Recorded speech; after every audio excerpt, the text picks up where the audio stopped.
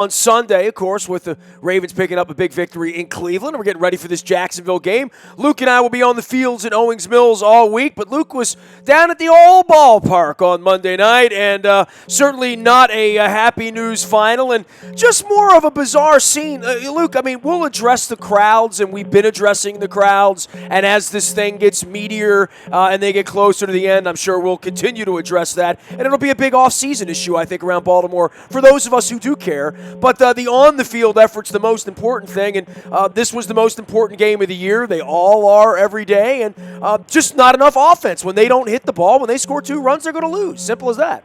Yeah, I mean, Dylan Bundy didn't pitch well. There's no doubt about that. You give up 5 runs in 5 innings of work. The pitch count was way up the first couple innings. You wonder how that might have contributed to him giving up a couple long balls as the game went on. But when you are retired in the number of pitches that the Orioles were over the first few innings, I mean, I think Porcello threw 15 pitches to get through the first 2 innings. I mean, it's just a really good indicator of how much you're struggling swinging the bats. And look, Rick Porcello is a 21-game winner. He's had a great year. But at the same time, this guy doesn't have an ERA of 1.8. You know, he's not having a historic season.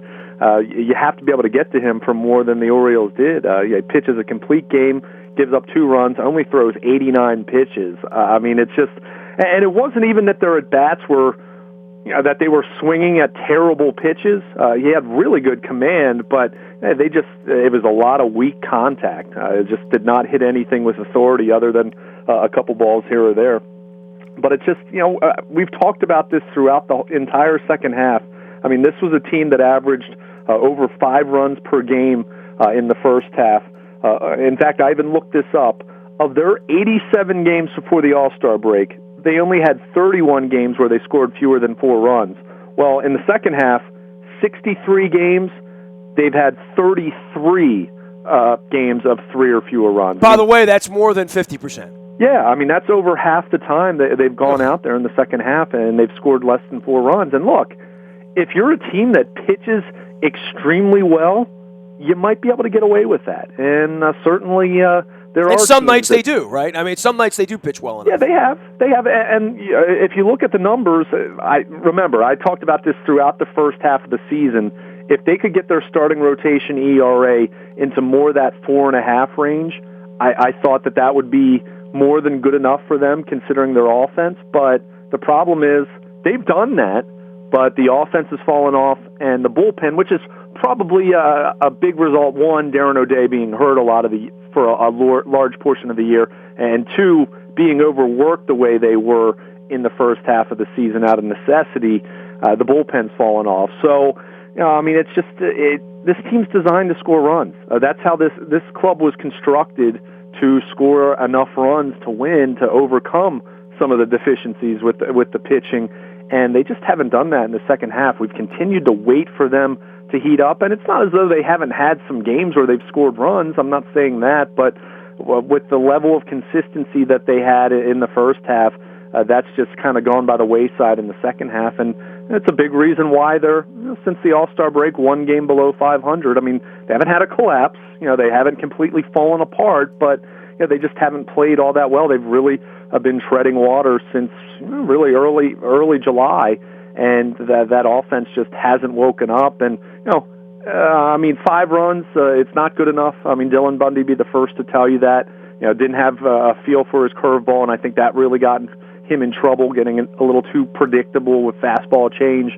But knowing it's the Boston Red Sox, you know, I'm not saying you'll take 5 runs at the start of the night, but you know that chances are you're going to have to score 5, 6, 7 runs against that Boston lineup in order to have a really good chance to win, and the Orioles fell well short of that. Well, you know, in the case of Porcello, you know, you look down, you see a guy who's a 20-game winner, you see a guy who, you know, last week went to the Hill, and, you know, it feels to me like it was his night, right? I mean, he's done this to a lot of teams this year. This isn't unusual for him to come in and go into lockdown. Now, when you're facing a lineup like the Orioles and he can get it done in 89 pitches in 9 innings, it really speaks to how well he's pitching and how little patience anybody in this lineup cared to show on Monday night. Yeah, and again, I mean, it's not as though I didn't see them swinging at a ton of pitches, terrible pitches out. Well, he of the throws strike strikes, zone. right? He throws strikes. You know you're going to get that from him. He Right. can walk anybody. You get strikes, but there's still a matter of you got to swing at quality strikes, especially early in the count. I mean, if you're going to swing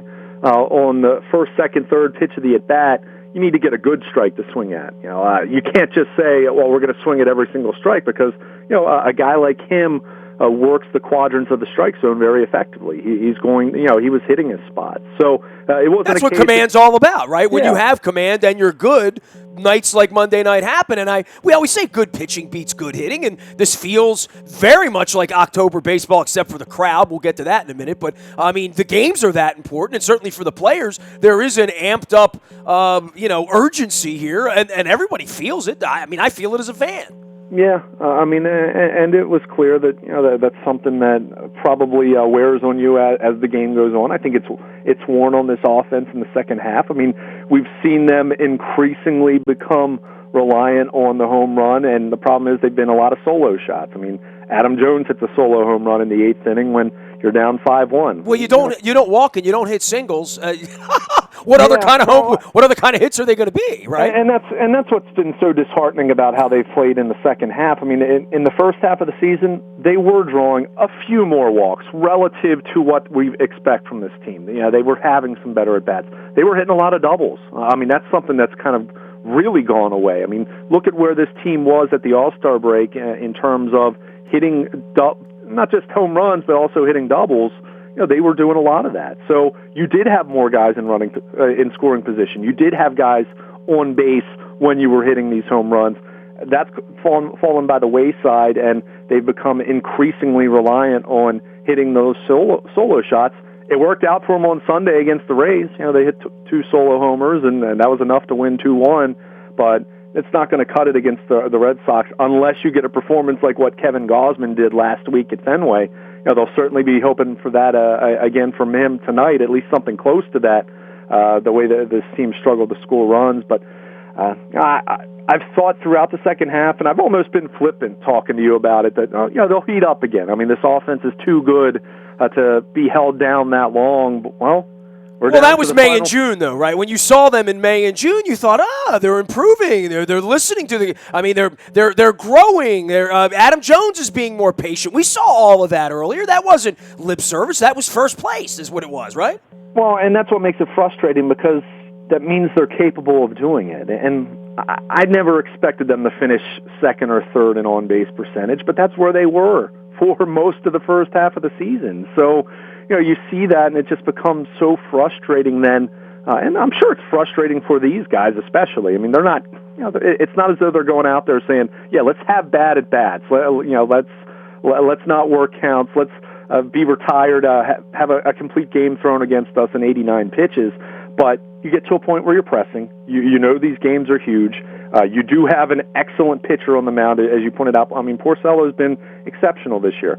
He's benefited from a ton of run support, but that's what happens when you're playing on the team that has the best lineup in baseball by a pretty wide margin. And he didn't get a ton on Monday. He just got enough. I mean, five's not a ton for them somehow. It's really not, and that's why I said, I mean, you go into a game, not that you love a 5-run, 5-inning performance from Dylan Bundy, because it's not nearly good enough, and he's the first to tell you that, but you're also figuring before the game starts, probably going to have to put at least 5, 6, 7 runs on the board to beat this team most nights. So, I mean, it was kind of a simple story on Monday night. Again, Bundy, the curveball just was something that he didn't command. He shied away from it, and when you think about it, if you only have fastball change, and he has a really good arm speed on his changeup. I mean, we've seen that, but he doesn't have a split changeup that has great movement like Kevin Gausman, for example, where if he's only going to be fastball change, he needs to command perfectly. Otherwise, you can kind of see guys sit on one pitch or the other, and I think that's what you saw on the Ortiz home run. That changeup wasn't a terrible pitch, but you got a sense that Ortiz was waiting for him to throw that because he was sitting on it and he hit it. I mean, he didn't miss it, even though the location was not awful there. So I think that's where Bundy, because he couldn't command the curve, because he shied away from it for long stretches of that outing, it really got him in trouble. If you miss your spots by even a couple inches, that's just not a lot of diversity in the pitches. And when we've seen him at his best, he's had a really good hook. So, I mean, it's easy to ask with him, is he tired? Does he need to be shut down? Regardless of the reason, and I'm not saying I disagree with any of those notions, but you look at how he's pitched over the last 5, 6, 7 outings, it hasn't gone well. He's given up five runs a few times here over the last month or so. I mean, we would have predicted this when they put him in, right? It was amazing how well he was doing. When they put him in, this wasn't the first or second good option. It was kind of the only option they had at that point. Then Tillman gets hurt, and it was going well, but, this is what happens with young pitchers, right? I mean, it only goes, and especially young pitchers coming off of, reconstructive type of surgery and getting their strength back, getting their endurance back, and they were kind of working him up sort of to this, and this was all going to be a test for him. Much like for any of the rookies on the Ravens, and we talked about that, it's all going to be a test until they get smacked around a little bit, and then it's how do you adjust, and, Dylan Bundy's going to have an off season to get stronger. He clearly can do this at a very high level. It's just a matter of how healthy and how strong he's going to be able to be to do it. No doubt about it, but even beyond that, and all the points you just made were spot on, this is a guy who just didn't pitch a whole lot in the minor leagues. I mean, this guy did not pitch above Double-A and didn't pitch a whole lot at Double-A. So, and we've been hearing his name forever, and he had 2/3 of an innings in the major leagues before 15 weeks ago. Yeah. I mean, and this isn't a knock on him whatsoever. He's been if anyone had told you before the season, even after Monday night's outing, where ERA over 4, and you say, okay, well that doesn't look all that great, but a 9-game winner, 9-6. He's made he's made 13 starts for them. He's thrown over 100 innings. He has overperformed for them. Oh, no doubt about it. I mean, this is regardless of what happens here over the final 2 weeks and whether the Orioles make the playoffs or not. And if they do make the playoffs, depending on how far they go, Dylan Bundy is one of the great stories of 2016. Assuming, and this is where you run the risk, and you do have to take a long look at how he's performing because it hasn't been all that good.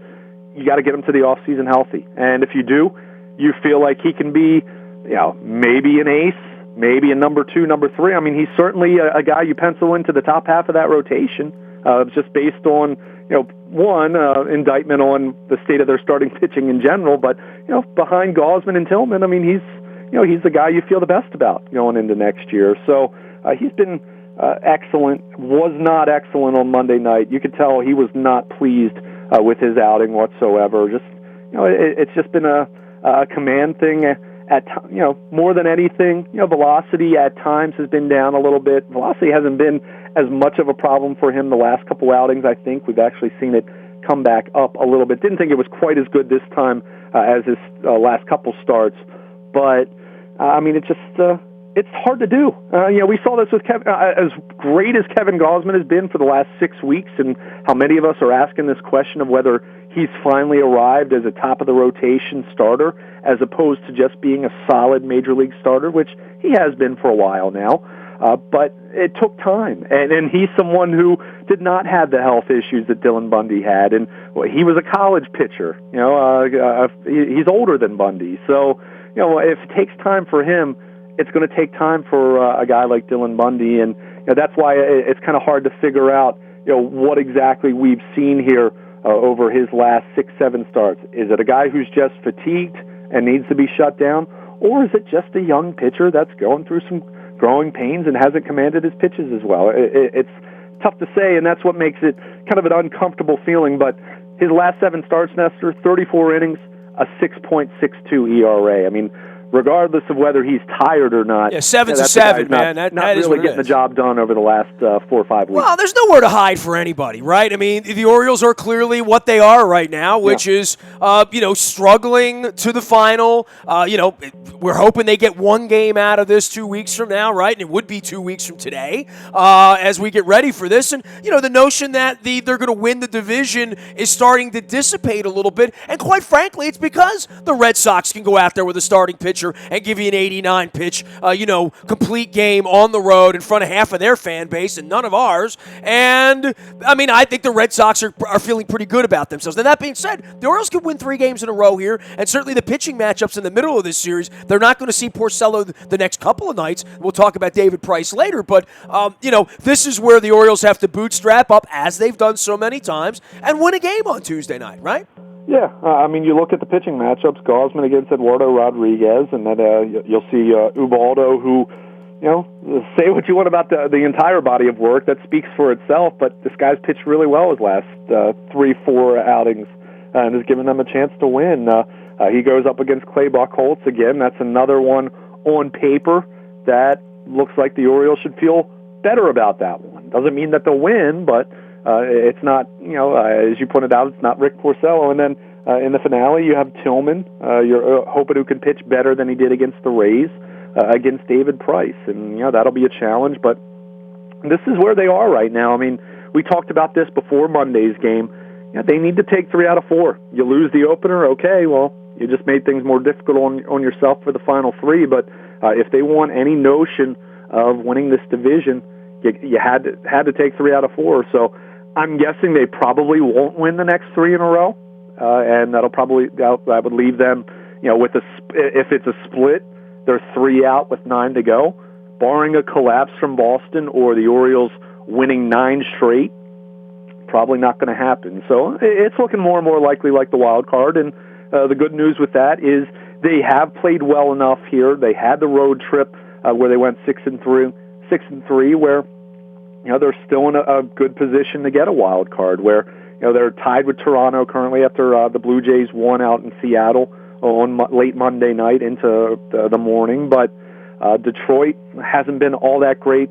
They're 2.5 out. Houston has been okay, but still not a team that feels like they're going nuts, getting ready to go on a big winning streak. They've kind of been 2 steps forward, 2 steps back for quite a while now. And Seattle had the long winning streak, but they needed that long winning streak just to get themselves back in it. They're 3 games out as well. So the Orioles need to be careful here.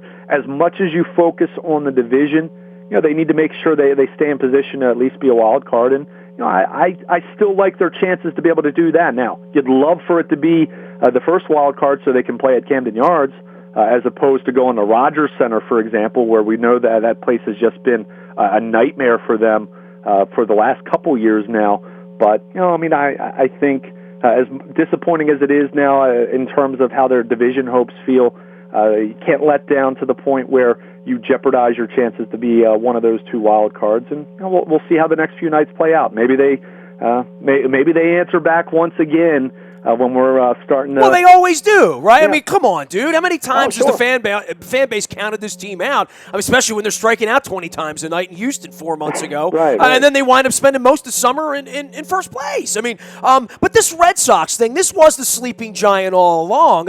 We talked about this back in June when they're hitting 295 as a team at that point, and you're saying, well, how long can that go on? And I said, well, how long before they get some pitching? They did spend $217 million on a guy who we're going to have to see on Thursday. And if you're going to get ahead in this series at any point, Tuesday and Wednesday become the most important games of the season. And there are enough teams trailing them and tailing them at this point that there's plenty of, this isn't too tall of a task for them to play a game or 2 over 500 the last 2 weeks of the season, especially with Arizona coming in this week. Yeah. They need to win, period. Not the Red Sox. They just need to win. Right. Oh, sure. Especially the Orioles know they have that final 6 games on the road against New York and Toronto. You got to be careful there. Yeah, put a 2-4 or 1-5 up there, right? Yeah, if you do something like that, then you're in danger of... Well, these Toronto games are becoming really important now, right? Because Toronto could sweep them out, or the Orioles could sweep Toronto right out of the playoffs because these other teams are playing the Braves or somebody, or the Twins, right? Yeah, that's something there. But even so, it's even a case of the way it's looking, and we'll certainly see how the next 6 games go before we get to that point. But those 3 games are going to be huge as far as potentially which team is hosting the wild card game. If you're the Orioles, you want to play well enough at Rogers Center to hope that you don't have to go back up there a few days later for the wild card game, because You know what kind of buzzsaw that atmosphere is, and knowing how they play there. Despite the fact that, let's face it, Toronto hasn't played very well in the month of September. That's the reason why they've fallen out of first place, and they're sitting right where the Orioles are, 4 games out. So, we'll see what happens over these next 3 nights for the Orioles. I mean, it's not looking great for the division. There's no doubt about that. There's no way to sugarcoat that at this point. 4 out with 12 to go, but you have 3 games directly against them. If you can shave that to 1 game out somehow, if you can win those 3, then all bets are off. 1 game out with 9 to play. Anything could happen at that point. But you got to take care of business, and you just can't let this thing go sideways and get swept or anything like that. Then you start to really be concerned as far as what those other teams are doing, and assuming then Toronto moves ahead of you by a game or 2 at the very least. So I mean, it's just you can't let the pressure get to you to the point where you start just obsessing over what everyone else is doing. You just have to keep it as simple as you can. I talk about this. I've said this to you for the last few years now. Buck Showalter teams compartmentalize better than just about any team I've seen out there as far as baseball goes or any sport. I mean, they've been really good at doing that over the last 4 or 5 years, of not getting too high, not getting too low, and bouncing back from crap, quite frankly. I mean, they focus on the task at hand, and that's exactly what they need to do. They can't worry about the next 2 nights. They got to worry about beating Eduardo Rodriguez and having Kevin Gausman go out there and pitch, you hope, at least close to like he did last week at Fenway. It's a lot to ask, but that's kind of where you are at this point when you're in the pennant race and trying to hang on to your division hopes. All right, Luke, don't lie to me because you work for WNST here. You got to tell me the truth. How many people were really in the stadium? I wasn't there. I only saw it on TV. I was at our There Goes My Hero event out with Bruce Chris and raising money for a great cause and our biggest golf day of the year for our charity. And, everybody there was kind of monitoring and keeping an eye on what was going on. It was on out in the lobby, and people were updating and whatnot. Had a lot of, Michelle, she's a huge Oriole fan as well, one of our founders with There Goes My Hero. So everybody was kind of into it. But then I had seen the tweets and I'd seen a couple of pictures on Facebook. But then you start to see the highlights and you look around and you're like, I mean, were there legitimately 20,000 people in the stadium? Well, I mean, it was announced at 18,456. I thought more 15, 16 to be totally honest. Okay. It was a disappointing crowd, but you can't be surprised by this at this point. Right. And look, they're all not just going to come running back 30,000 on one night, well, right? And here's my Unless point. You give away bobbleheads. It's really easy for everyone just to crush the fan base. And look, I don't know. I'm not crushing the fan base, but at the same time, and we've talked about this.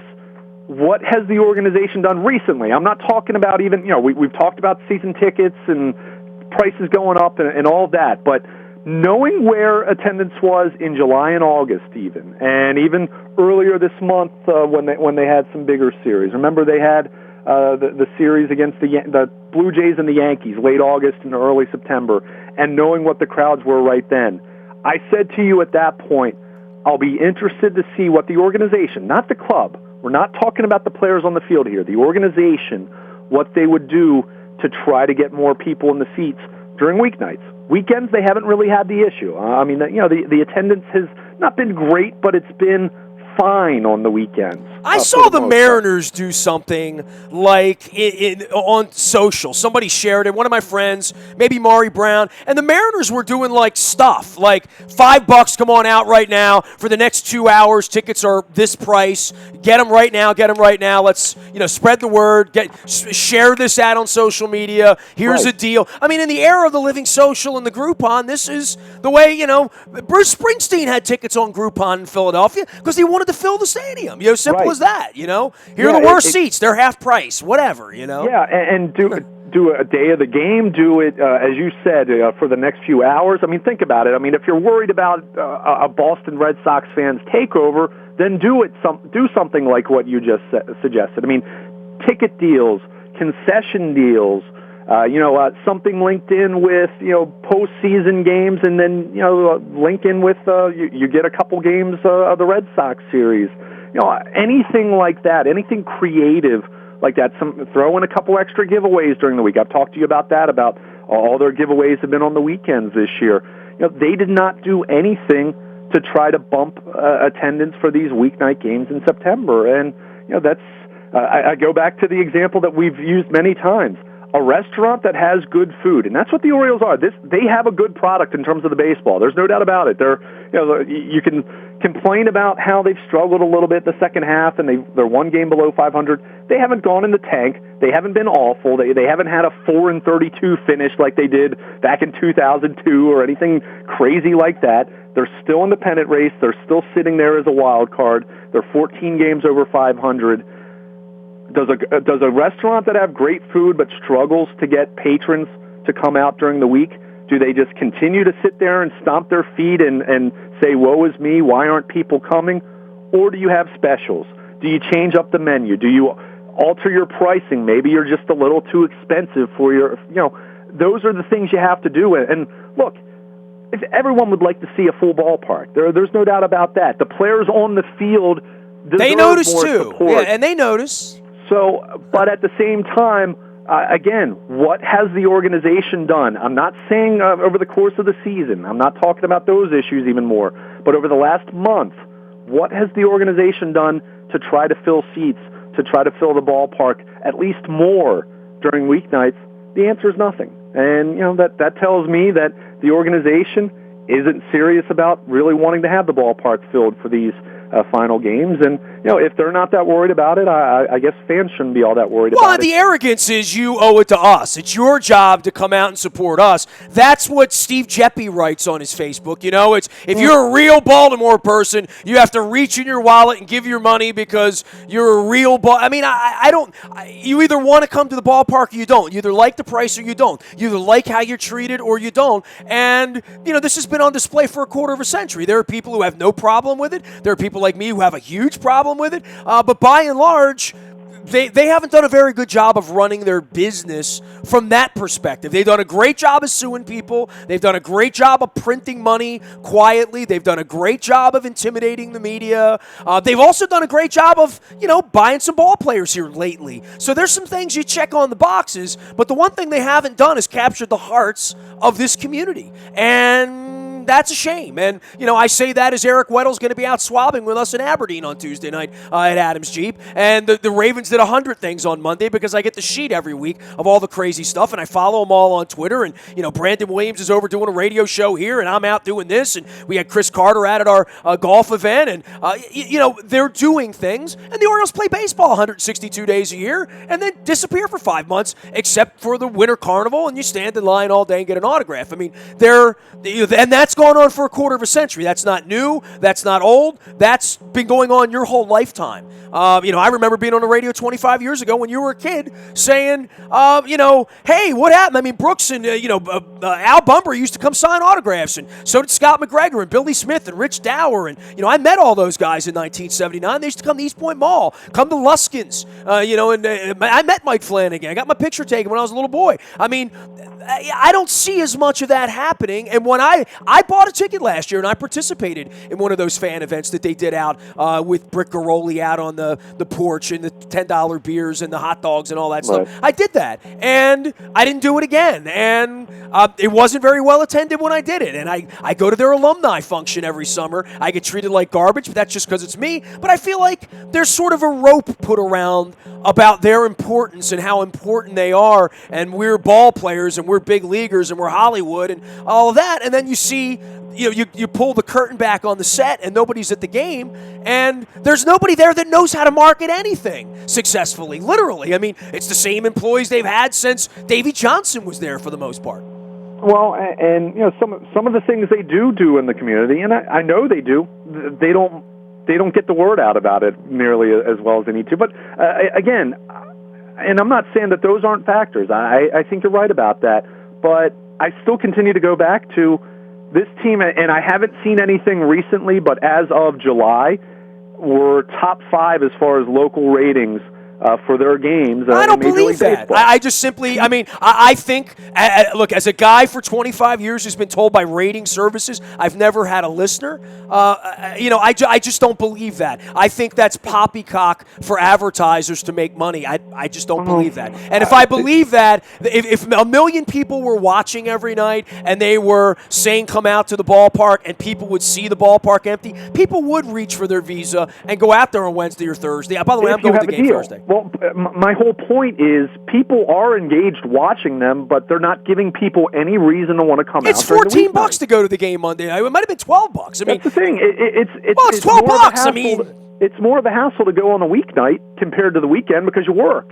So what are you doing? It's the same thing. If the difference between $12 and $6 is going or not going, and I hear you, the difference between you and your sister going out tonight and having a steak in York, Pennsylvania, might be the happy hour bar special from 5 to 7. Right. I mean, that's the world we live in. At least try to do that. Look, if you do, if you offer $5 tickets for these Red Sox games and a $1 hot dog night, if you do some things like that and you're still drawing 16,000 people, then I will take the fans to task a little bit more then, a little bit. But when you're not even trying to do anything different to try to spike attendance during the week, that to me, that sends a message that you're not all that concerned about filling the ballpark.